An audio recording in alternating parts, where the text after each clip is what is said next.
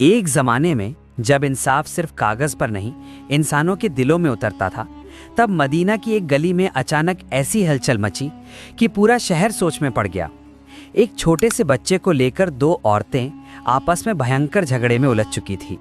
दोनों ही चीख रही थी, दोनों की आंखों में आंसू थे, दोनों की आवाज़ में वही दर्द, वही मजबूरी। बच्चा शायद 1 साल से भी छोटा था, छोटा, मासूम और कुछ भी समझने की हालत में नहीं। बस दोनों मूर्तों की गोद में जाने से मना कर रहा था, जैसे उसे कुछ समझ आ रहा हो, लेकिन वह बोल नहीं सकता था। ये मामला इतना पेचीदा था कि लोग खुद फैसला करते डर रहे थे। आखिरकार बात अमीरुल मोमिनीन हज़रत अली रज़ी अल्लाह अन्हो तक पहुंची। जब दोनों औरतें बच्चे को लेकर हज़रत अली की अदालत में पहुंची, वहां एक अजीब सी खामोशी फैल गई।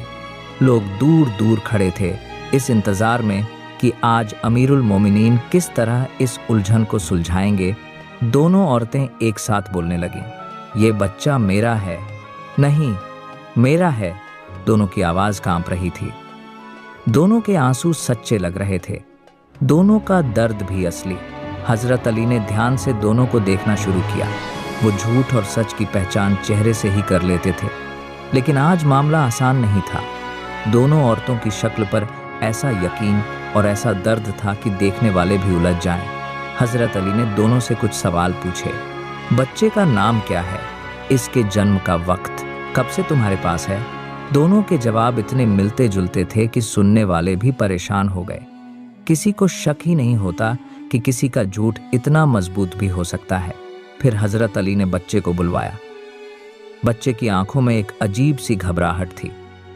वो किसी एक औरत की तरफ देखकर भी सहज नहीं हो रहा था, जैसे उसकी छोटी सी जिंदगी में भी कोई भारी हंगामा उठ गया हो। सभी हैरान थे। ये मामला अब और उलझ गया था। गली में खड़े लोग आपस में फुसफुसा रहे थे, इस बार हज़रत अली भी शायद फंस जाएं। अगर यहाँ इंसाफ न हो पाया तो कौन करेगा? किसी को अंदाजा भी नहीं कि सच क्या है। उनकी आवाज़ें धीरे धीरे बढ़ रही थीं। दोनों औरतें भी डर गई थीं।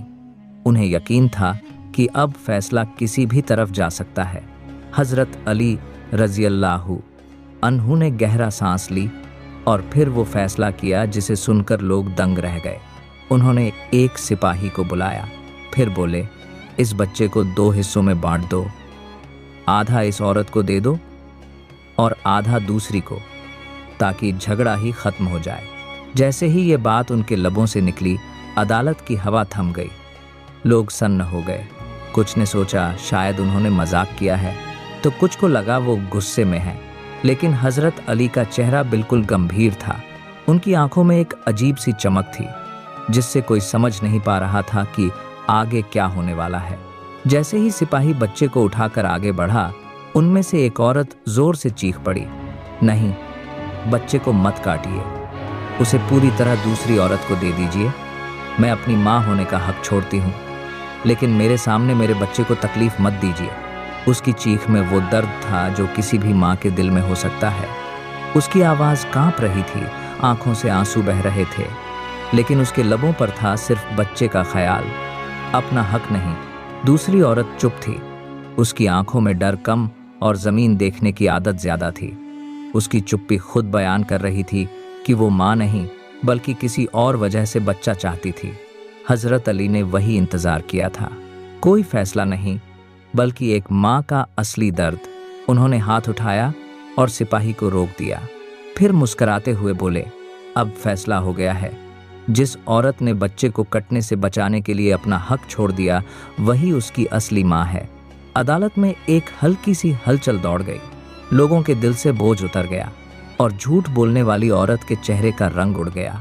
वो सबके सामने खड़ी थी, लेकिन उसकी आंखें जमीन में गड़ी थीं। हज़रत अली ने असली माँ को बच्चे के साथ बैठाया और उसकी दिलासा दी। हज़रत अली ने धीरे से कहा, माँ का दिल धोखा नहीं देता, वो अपने बच्चे के लिए हक छोड़ेगी, पर बच्चे की जिंदगी नहीं। ये लाइन सुनकर कई औरतों की आंखें भर आईं। लोग दूर से सुन रहे थे और सिर झुकाए हज़रत अली के अद्भुत फैसले की तारीफ कर रहे थे। झूठ बोलने वाली औरत को दंड दिया गया और असली माँ अपने बच्चे को सीने से लगाकर रोती रही। मदीना की उस गली में फिर से सुकून लौट आया। इस वाक़ये ने पूरी उम्मत को एक चीज़ सिखाई, इंसाफ सिर्फ कानून से नहीं, दिमाग की चालाकी से नहीं, एक सच्चे दिल और एक सच्चे नेता की नीयत से निकलता है। हजरत अली रज़ियल्लाहु अन्हु का यह फैसला आज भी दुनिया में मिसाल है।